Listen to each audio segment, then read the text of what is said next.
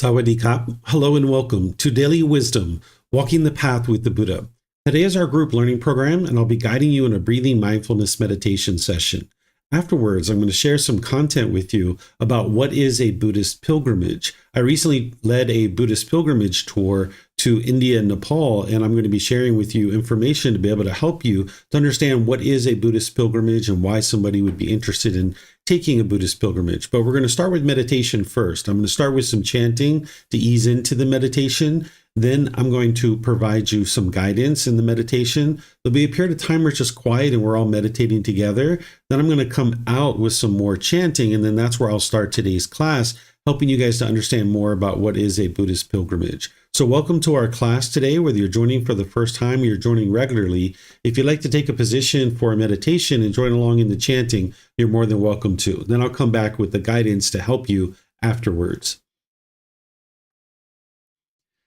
Arahang Samma Sambuddho Bhagava Bhutang Bhagavanhang Apivateyami Savakhato Bhagavata Tammo Dhammang namasami Supatipano Bhagavato Sāvaka Saṅkho Sanghang namami Namo Tassa Bhagavato Arahato Samma Sambuddhassa. Namo Tassa Bhagavato Arahato Samma Sambuddhassa. Namo Tassa Bhagavato Arahato Samma Sambuddhassa. Iti piso Bhagava Arahang Samma Sambuddho Vicacaranang sammuno Sakato rokavitu Anutero purisa Dhamma sati satatawa Manusarang Bhutto Bhagavati.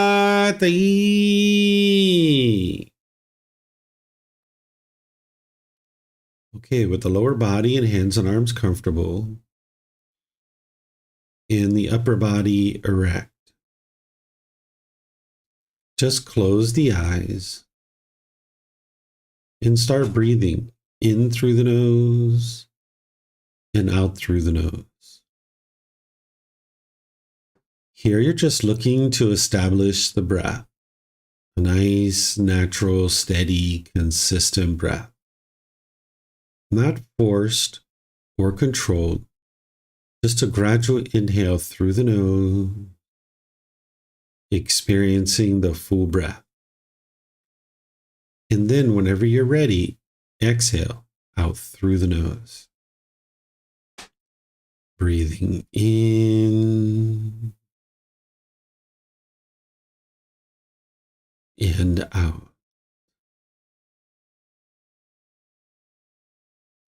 Breathing in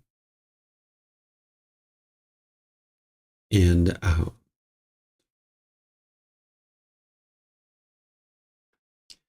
Your breath may not match up with the guidance that I'm providing, And that's okay. This is your practice. I'm just here for guidance. You can use this voice as a reminder that whenever you get to the next inhale, breathing gradually through the nose, developing a nice, natural, steady, consistent breath. And then whenever you're ready, exhale out through the nose, experiencing the full breath. Breathing in and out. Breathing in and out.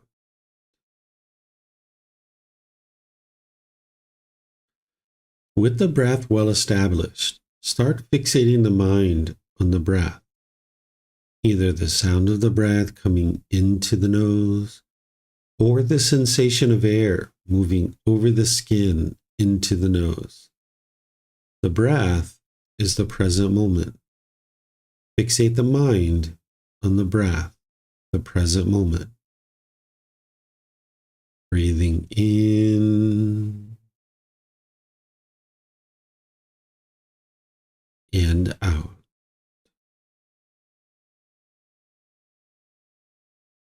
Breathing in and out.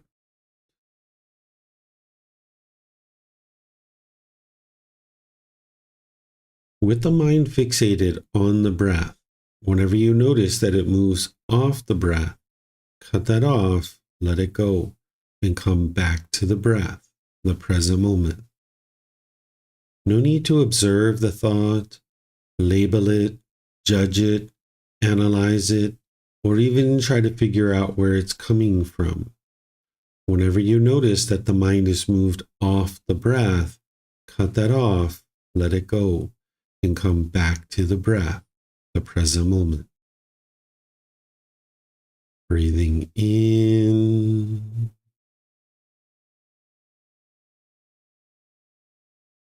and out.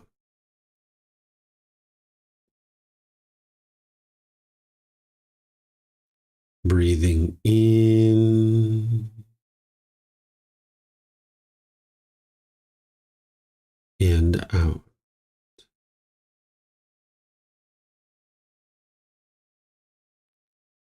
I'm going to be quiet now and let you do this work of focusing on the breath, cutting off and letting go anytime the mind moves off the breath.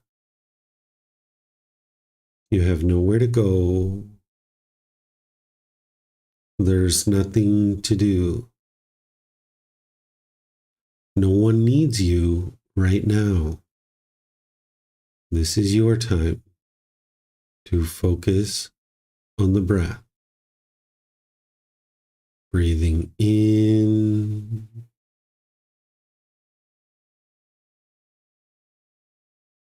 and out.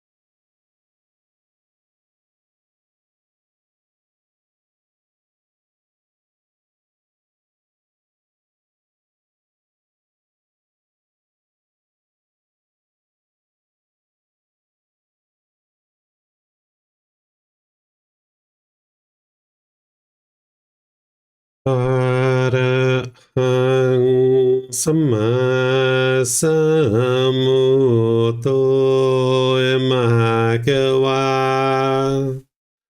พุทธังมหาเกวันนังอภิวาเทมิสวากขาโตมหาเกวตาธัมโม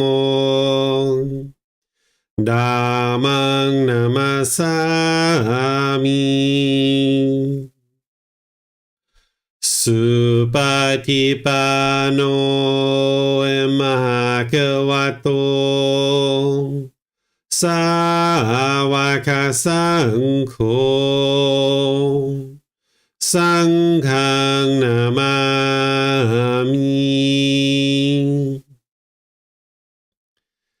นะโมตัสสะภะคะวะโตอะระหะโตสัมมาสัมพุทธัสสะนะโมตัสสะภะคะวะโตอะระหะโตสัมมาสัมพุทธัสสะนะโมตัสสะภะคะวะโตอะระหะโตสัมมาสัมพุทธัสสะอิติปิโส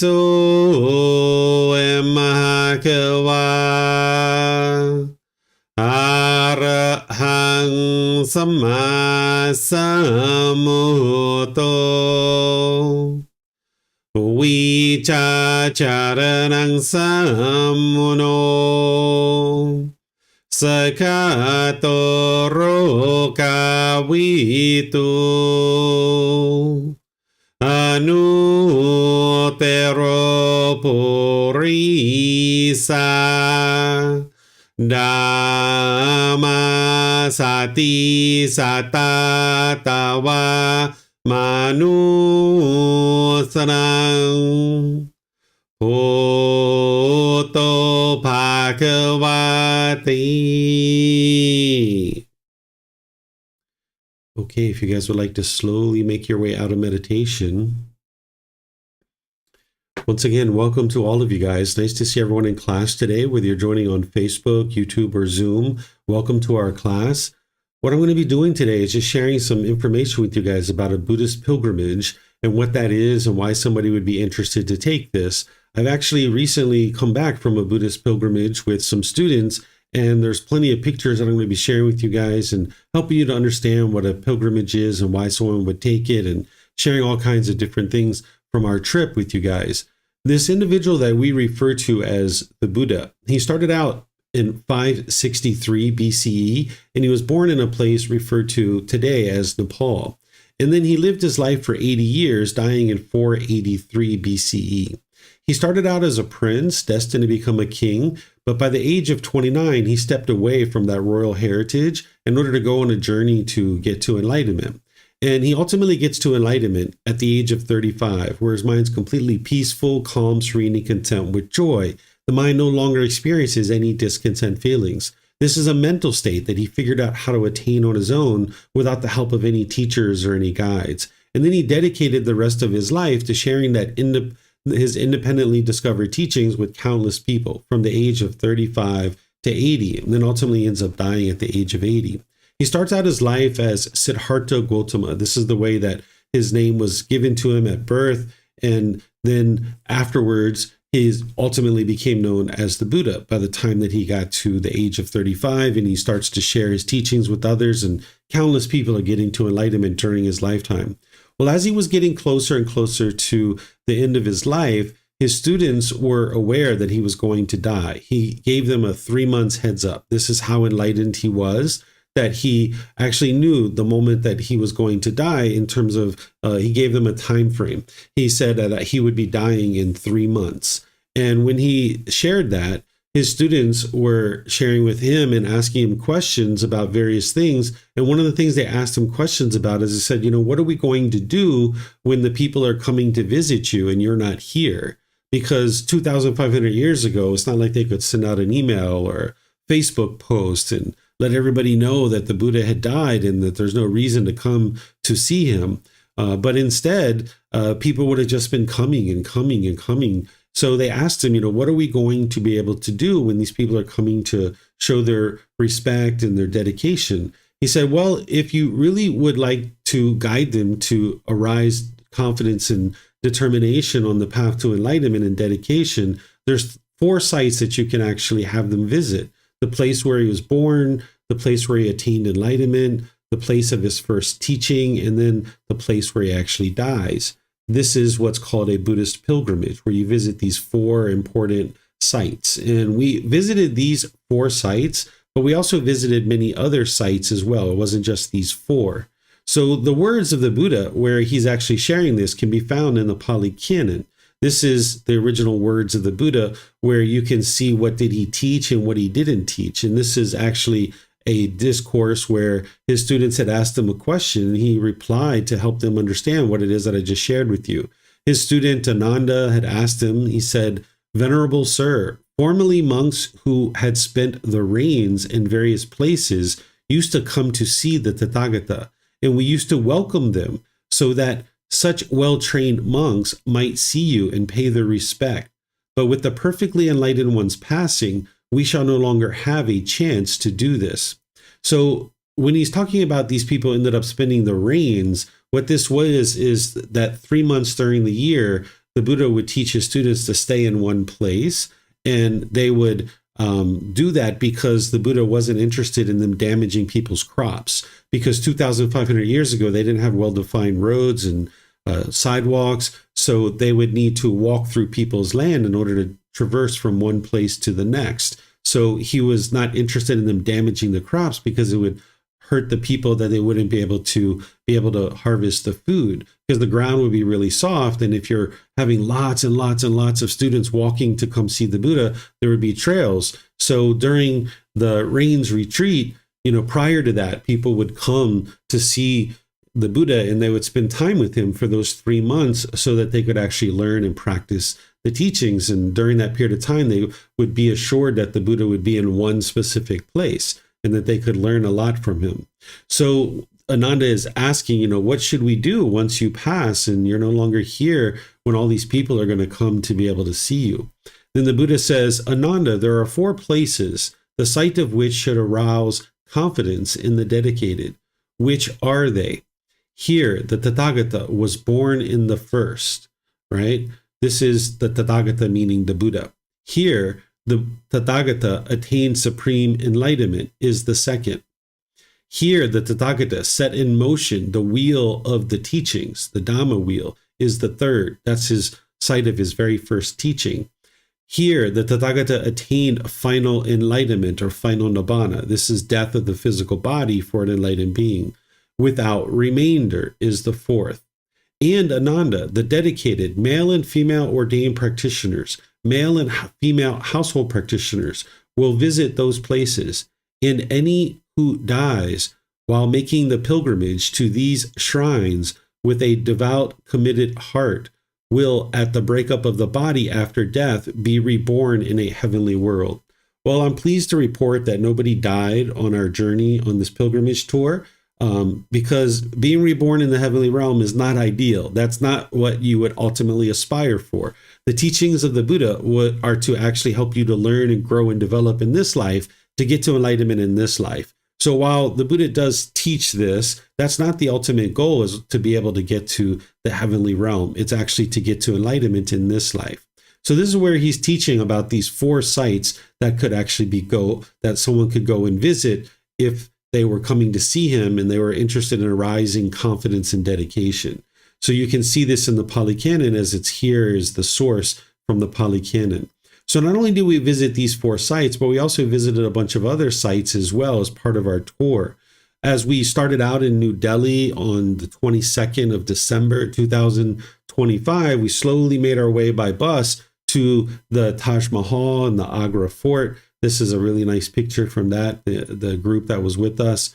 And then we went and visited this site here, which is kind of like a mystical, magical site that probably has nothing to do with the Buddha, but we actually went and visited this site where it's kind of far-fetched story where people said that he actually went to heaven to teach his mom the teachings so she could get to enlightenment, because she died at when he was only 7 days old. And it said that he was there for 3 months teaching her. And then when he descended down from heaven, he walked down this golden staircase and he touched his foot down on this little hill that was there. So we went there and actually did some meditation just to see what that was all about and check that out.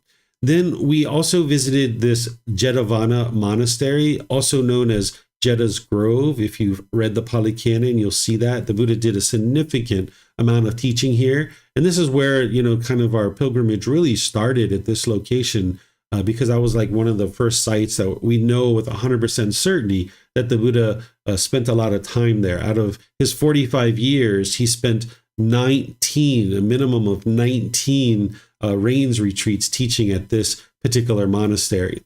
And close by, there's a stupa to Angulimala, which is an individual who was a student of the Buddha. He's known as a fierce murderer. He had murdered 999 people, and he used to wear their fingers around his neck on a necklace. And he was looking to kill the Buddha as the 100th person. And the Buddha was headed down the street, and people were warning the Buddha that this individual was down there and that he was a murderer and that he would probably try to murder the Buddha. But the Buddha just walked down the street anyway because he was headed to a particular town. When this individual saw the Buddha walking down the street, he started chasing after him with a sword. And the Buddha was just walking, just paying attention to his walk. And this individual kept calling out to the Buddha, "Stop, stop, stop." And the Buddha just kept on walking. And then this individual again, "Stop, stop, stop." And the Buddha again just kept on walking. And then the third time, "Stop, stop, stop." And then finally the Buddha did stop. He turned around. This individual ran up to him with the sword raised. And the Buddha looks him right in the eye and says, "I have stopped. It's you that hasn't stopped. I've stopped killing. I've stopped stealing. I've stopped sexual misconduct. I stopped lying, and I stopped taking intoxicants. It's you that hasn't stopped." And this individual was apparently so moved by his teachings that he decides to become a student of the Buddha, and ultimately he makes his way to enlightenment. So they made a stupa in honor of this individual. And I use this story with students sometimes because sometimes students will come to me that they're brand new students and they'll say, "David, I've done so many, horrible things in the past. I'm not so sure if I can get to enlightenment." And I say, "Well, have you killed 999 people?" And they're like, "No." And I was like, "All right, well, you can get to enlightenment, right? There's no harm in you trying to get to enlightenment. You can make your way towards enlightenment. So no matter what you've done in the past, I'm sure you haven't killed 999 people. And even if you have, you can see this individual actually was still able to get to enlightenment, because getting to enlightenment isn't about the past. It's about training your mind now in the present moment. And even an individual who had that much craving and that much anger, hatred, and ignorance in their mind was able to train their mind to be able to get to enlightenment. And then the individual who purchased the land for this monastery, there's also a stupa there for him as well. This is a merchant that apparently he was interested in buying this land to build this monastery for the Buddha, because he was aware of the Buddha from another part of, we're talking about India, where the Buddha was actually teaching. And this individual, this merchant, wanted to purchase this land, and he went to the prince who owned it and asked to purchase it. And he gave him a certain price, and he came back with the money to be able to pay for the land. And the prince just laughed at him. He wasn't really interested in selling the land. Apparently it was really nice land. And he said, the only way I'll let you buy this land is if you cover it with gold coins, because he was sure that this individual wouldn't do that, and he didn't have that much wealth to be able to cover it with gold coins. So this individual left and came back at some point afterwards and covered the whole land with gold coins in order to be able to purchase the land. So they have a stupa there for him as well. Then we visited this place as well. It's called I refer to it as Javaka Komarabaka's land and temple. It's a place where this doctor to the Buddha actually created a vihara, or a building, a temple that was apparently either used for the Buddha to teach or maybe for Javaka to treat patients. So we went there and we actually had a really good time. My wife, who practices some of the teachings from traditional Thai medicine, was able to share some Thai massage with students there. We also visited this cave, which is a cave where they actually started documenting the teachings shortly after the death of the Buddha. 500 enlightened beings went to this place, and they ended up documenting the teachings for us in the future so that we could know the actual teachings. This was a lot of exercise that day. It took me a really long time to get up the mountain, but nonetheless, I made it up there. I'd say it was a good 3-kilometer walk up the entire mountain. At least it felt like that. I'm not sure how long it was. And then we visited this historic university, which was in existence for 700 years, but ultimately was destroyed. It was the largest, most prominent university of its time, and it was sharing the teachings of the Buddha. This was after his death, so that was a really interesting place to visit. We visited this stupa. This is the picture here that you see. This is Sujata's stupa. This is the individual who offered the Buddha some rice. He wasn't yet a Buddha yet. He was still on his way to enlightenment, and he was on the edge of the forest, having trained for 2 years to do things like disparaging the body, hanging himself upside down from trees, laying on beds of nails, piercing his body with metal implements, and starving himself, thinking that that's what it took to get to enlightenment. And this individual saw that he was close to death and came there with her daughter and asked and pleaded with him to actually eat some rice. And he kind of reluctantly accepted this rice. And this really helped to accelerate his practice, because from that point forward, he was able to then understand the middle way and start practicing the middle way, and figured out how to actually attain enlightenment. So there's a stupa that's a dedication to her. And then because we were interested in seeing some of the rites and rituals and ceremonies that are done in the Hindu tradition, we took a nice boat ride along the river to be able to see the ceremonies that they were doing along the river. And that's what this picture is over here. They had some fires and some prayers and different things like this that doesn't have anything to do with Buddhist teachings, but it was an interesting thing to be able to see.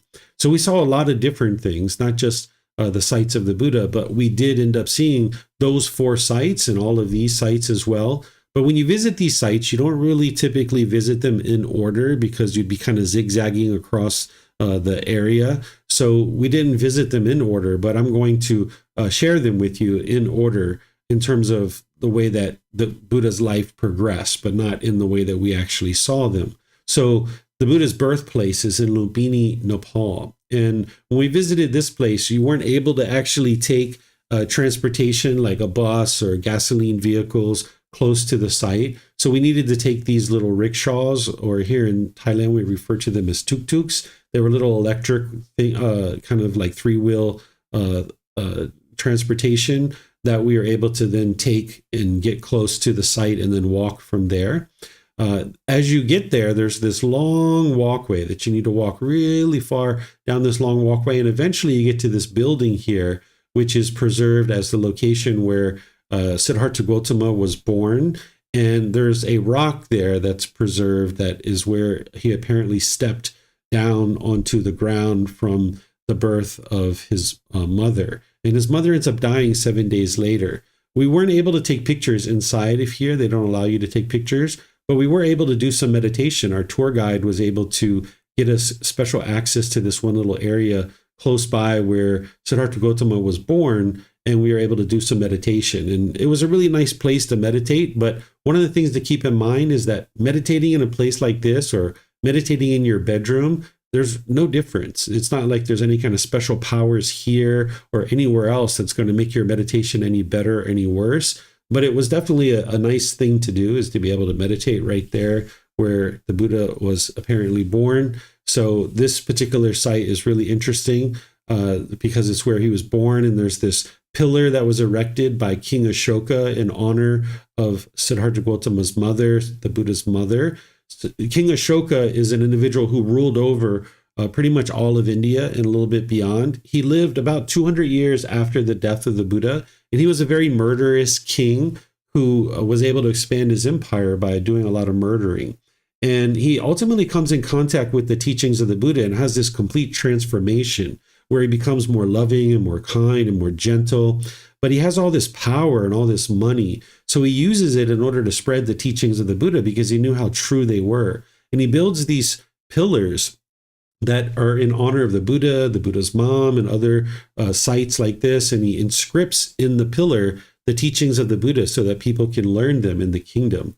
So this is just one of those pillars in honor of the Buddha's mom. You can see it here. This is actually a replica of what they think it might have looked like, where this over here is what's left of the original pillar.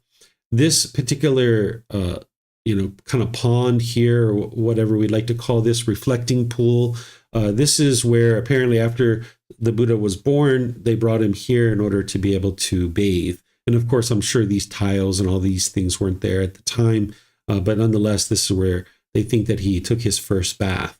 And I ended up giving a talk close by over here by some trees that we talked about the life story of the Buddha. And of course, we had already meditated, so we were able to talk and have some conversation about the life story of the Buddha. Here, this is on the way out and also on the way in as well. You go past this long, long canal, and on each side of the canal, all the different countries have erected temples in honor of the Buddha and his mother. So countries like Japan, Laos, Thailand, China, all these different countries, they've put temples all the way around this area in order to honor and respect the Buddha and his mother. And then on the way out, it was a particularly cold morning that we went and saw that. There were some monkeys there that were hugging, and I just thought it was a nice picture to take. So I took a picture of these monkeys here on the way out. So I'm going to pause at the end of each one of these and see if anybody has any questions. I see that Robert, Martha, and Alberto, who are actually on the trip, are actually joining here on Zoom. And I see some other folks too. And some of you guys in YouTube and Facebook, you guys might have questions. You can ask me questions about any of these things that I'm talking about. You can put that into Facebook, YouTube, or Zoom in the comment section, or you can raise your hand in Zoom and unmute your microphone and ask any questions that way too. Okay, I don't see any questions anywhere. Okay, so I'm going to move on to the next one, which is the Buddha's enlightenment. Out of all the sites that we visited, I would say this is the one that had the most people. And there was also a lot of rites, rituals, ceremonies, worship, prayer, things like that have nothing to do with the teachings of the Buddha. But it was very significant that all of those things were going on there. There was an enormous amount of those things. But this is the site that I would say was the most active with the most people, because of course people are interested in enlightenment, but unfortunately they don't understand how to attain it. They think that there's something special about this location. There's nothing special. I mean, you could sit in the exact spot that the Buddha actually was at, and it's not going to help you get to enlightenment. You need to actually train your mind on a consistent long-term basis. So the Buddha trained his mind over a 6-year period. This tree that is the location of where the Buddha is said to have attained enlightenment is just where the Buddha designated that he actually attained enlightenment. He actually attained enlightenment over a 6-year period. He hung out at this tree for 7 weeks contemplating whether or not to share his teachings. So he didn't really truly attain enlightenment at this tree. It's just the place where it's designated as, him kind of like ultimately, getting to the point where he knew he had attained enlightenment, and now he had contemplated whether or not to share his teachings. So this is on the way in here, and this is kind of like what you see when you first walk in. And then there's all these ceremonies and rituals that you're going to see here. Some really beautiful things going on in terms of visually beautiful. But it's really unfortunate that there's so much rituals and ceremonies that people don't realize that what they're doing is not going to lead to enlightenment. You can't even get to the first stage of enlightenment while thinking that it's rituals that are going to help you to get to enlightenment. So this individual here, he had like a upside down bowl, and he had like rocks or shells or something, and he just kept pouring these rocks and shells over top of the bottom of this bowl over and over and over, this repetitive movement. So you'll see lots of beautiful sights and lots of beautiful colors here at this particular site. There was lots of ordained practitioners. They were involved in some kind of ceremony or some kind of rituals, but you'll see lots of colors and lots of beautiful things. So definitely an interesting site to see. There's all these little campsites where people are kind of have their stuff all, positioned and camped out. I guess they come and go at different times during the week in order to sit there for long periods of time and do different rituals and ceremonies. You'll see the tree, which is here. This is, a little bit of a close up of it, and this is kind of more of a distance shot. This is where you can walk right up to the tree, and it's right behind this particular stone. And I've got some pictures here where we were able to get pretty close to it. This is like a concrete fence around it, and you're able to get up, that close to it, within probably like 10 feet of the tree. So this particular tree is designated as where the Buddha attained enlightenment. It's considered to be maybe like the fourth or sixth descendant of the original tree. It's not the actual original tree that's 2,500 years old. It's kind of a descendant of that tree. So this is an interesting place to visit, but you are going to see lots of people and lots of rituals which have nothing to do with the teachings of the Buddha. So let me know what questions you guys have here on this particular site.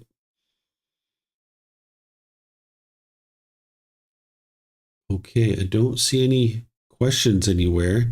So now to the location where the Buddha attained his where he shared his very first teaching. It's called Sarnath, India. And by the way, the other ones I had on the screen as well is Bodh Gaya and then Lumbini, Nepal, of course, where he was born.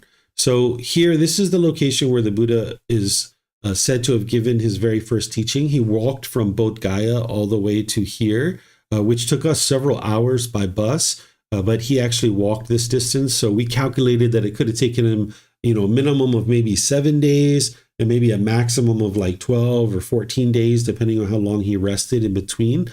But it would have taken him quite a while to walk from the location where he is said to have attained enlightenment to here. And it could have taken him even longer, depending on how long he was resting. But this stupa is where it's said that he actually gave his very first talk. And there's various ruins on this ground as well.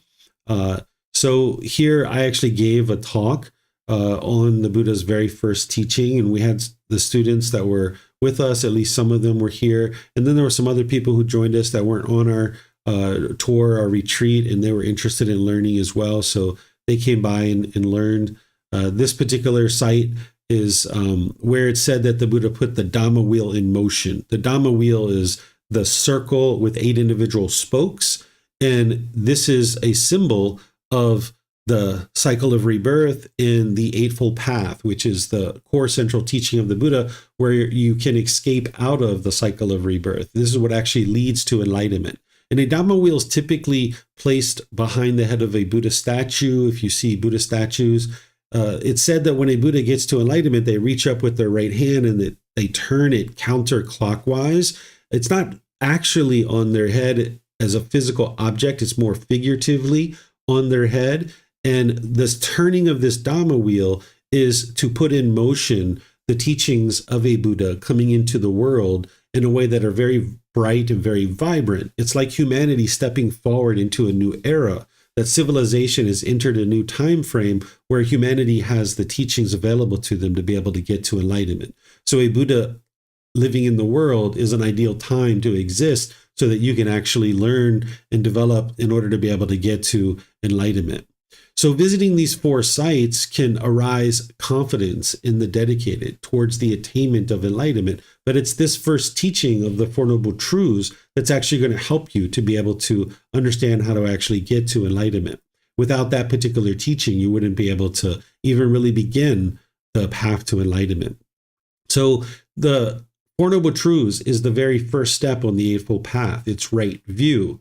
And then you would learn all of these individual factors and practice them on a continuous, ongoing basis in order to be able to actually make your way to enlightenment. In order to understand the Four Noble Truths, an individual needs to first understand the 3 universal truths, where you understand what is impermanence, discontentedness, and the universal truth of non-self. These are teachings that you learn and you independently verify, and then you can practice in order to be able to build the building blocks to understand the Four Noble Truths. And you need to understand what is craving, desire, attachment. These are things that I teach as part of all of our courses and programs.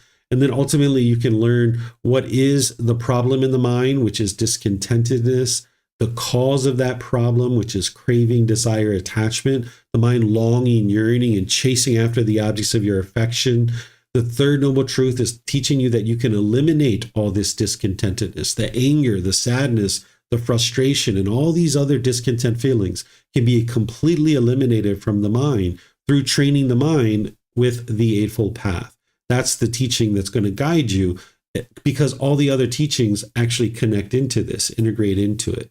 So you would need to understand this, and you can use our references and our resources from all of the things that I share that are going to help you to be able to learn the Four Noble Truths, because this is where you can have a real breakthrough to understanding what's causing your discontent feelings, where right view is to understand that it's your own mind that's causing these feelings, where wrong view would be blaming other people for the feelings that you experience. That's typically what the unenlightened mind does, is that it thinks that it's the outside world or other people that are causing these feelings. But when you firmly establish right view and independently verify this teaching of the Four Noble Truths, you can see that it's your own mind that's causing these feelings. And now you can actually work to eliminate them through dialing in each one of these individual factors. Then the last, I guess I should pause here and see if you guys have any questions. Let me just see if there's any questions anywhere. I don't see any questions anywhere. So then the last place that is part of this 4 list of places that is a Buddhist pilgrimage is in Kushinagar, India. This is where the Buddha actually died. There's a really big myth around the death of the Buddha. People think that he actually ate a poisonous sandwich and then that's why he actually died. This is like not true at all, but this is like what you'll hear people talk about sometimes. But if you look in the original teachings, you'll actually see how the Buddha actually died, which is essentially from old age. His stomach was lining was basically tearing away from the body. You can see it in the book series that I share. But people share this untruthful story widely that the Buddha ate a poisonous sandwich. They say that he was at a party and there was a poisonous sandwich and he knew that it was poisonous and he wasn't interested in anybody eating it, so he ate it himself. So what we're basically people are saying is that this wise individual who was so wise about many things basically committed suicide, right? This isn't actually true, right? I mean, think about it. If you're unenlightened, you're not yet as wise as the Buddha. If you were at a party and you knew there was a poisonous sandwich on a table and you weren't interested in other people getting access to that poisonous sandwich, what would you do, right? You would probably throw it away. You might even bury it in the ground, right? And really make sure nobody actually gets it, right? So the Buddha didn't eat a poisonous sandwich, and that's not why he died.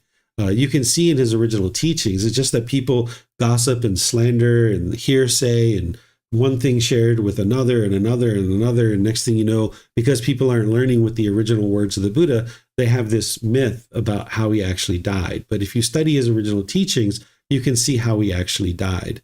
So he died in this place that's today referred to as Kushinagar, India. And we visited that site as well. And here's all the different people that were on the tour. You'll see a lot of different pictures from different people. But this is the location where it said that the Buddha actually died, and they erected this building. We're able to get really in there close and actually sit down and also meditate in this location as well. And this is where it said that he actually died, and they have this large statue there. And you're able to actually sit around and actually meditate or whatever it is that you'd like to do. People put flowers here. People put fabrics on the statue. And, we just spent some quiet time there just meditating and just kind of taking in the site. There were some students who actually were crying when they were at this site, and some of the others as well. They became somewhat emotional being in this particular site. They were, saddened, because they're not yet enlightened. So they were, had some emotion as part of being at this particular site. But, we don't need to be sad that the Buddha died. It's actually really wonderful that we had this individual in the world to be able to share these teachings with us, to now for you to be able to experience enlightenment and be able to understand this path that he described during his lifetime and that he was dedicated to sharing. So these were his last words prior to his death. His last words were actually a teaching where he said, "And now, monks, I declare to you, all conditioned things are of a nature to decay. Strive on untiringly." So this was his last documented words. And I suspect that he intentionally shared these words because he knew that he was a Buddha, and he knew that his last words would be captured and would be very important for the world. And his very last words was a teaching about his very first teaching that you need in order to be able to get onto the path to enlightenment.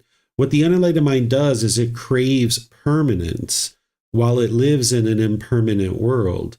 So he used his very last words to deliver a teaching of the very first thing you need to know in order to be able to get to enlightenment, which is to understand the universal truth of impermanence. That's what he's saying when he says all conditioned things are of a nature to decay. He's talking about his physical body, of course, but this is the universal truth of impermanence. That's the very first thing that an individual would need to know in order to be able to understand the path and actually understand how the mind is craving permanence while it lives in an impermanent world. And then, of course, at the end, he says, strive on untiringly, because the Buddha understood this important mental state that he actually experienced during his lifetime. He understood how impactful that is for one's life.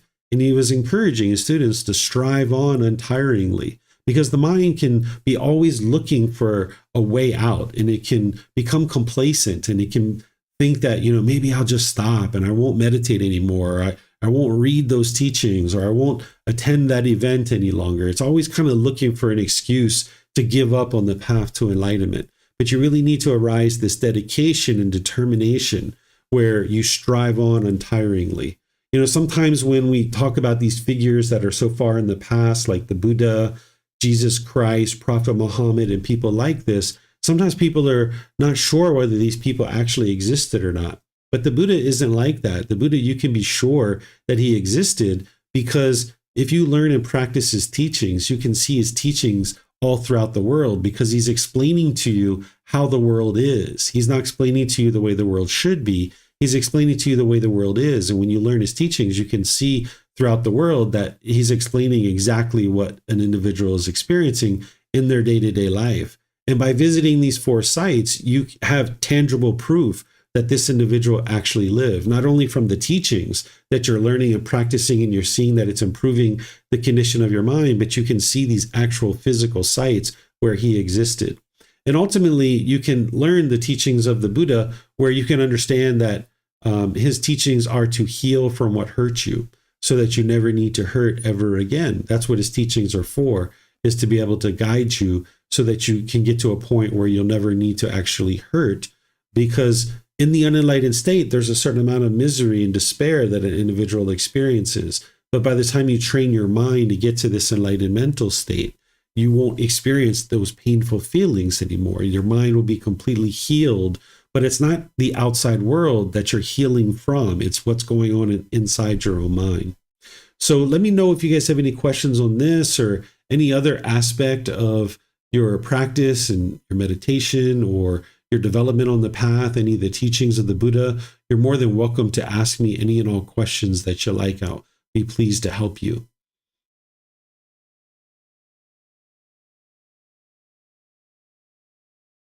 Okay, I don't see any questions anywhere. So what I'm going to do then is just end class by thanking all of you guys for joining. Thank you for your interest to learn and grow and develop on the path. As you guys would like to learn more, you're more than welcome to do that. We have plenty of opportunities coming up, where next week I'm going to be starting on Wednesday a 4-part series on loving kindness meditation. And then this Sunday in the group learning program, I'm going to be teaching the 4 stages of enlightenment and the 10 fetters. This is our last class before I start from the very beginning of our book, which in about 10 days from now, I'll be starting from chapter 1, not this Sunday, but the following Sunday. So this Sunday, I'm going to be teaching the 4 stages of enlightenment and the 10 fetters. And then there's lots of other opportunities that you can see on our website as well. So take care, whatever you do today. Have a very lovely and wonderful rest of your day. We'll see you next time. Sawadee ka.